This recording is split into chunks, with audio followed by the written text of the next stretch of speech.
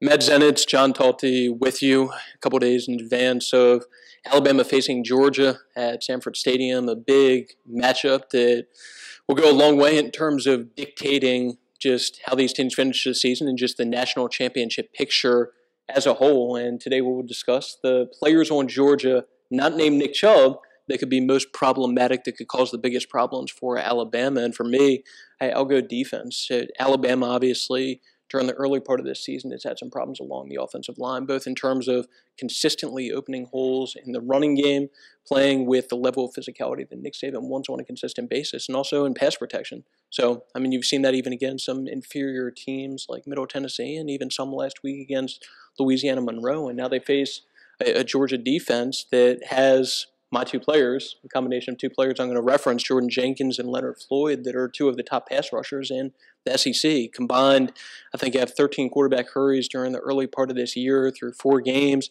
have 5 combined sacks, just 2 talented players that are going to be playing on Sundays at some point in the very near future. And I'm very much curious to see how Alabama's offensive line, especially those tackles, maybe not as much Cam Robinson, but especially Dominic Jackson, holds up against edge rushers of that caliber. Yeah, and as you mentioned, Nick Chubb's the guy that gets all the attention on the offense. Grayson Lambert has gotten a lot of attention too, setting an NCAA record for 24 out of 25 earlier this year in terms of completion percentage. But the guy that I'm going to pick is Malcolm Mitchell. The wide receivers really don't get any talk, at least leading into this game.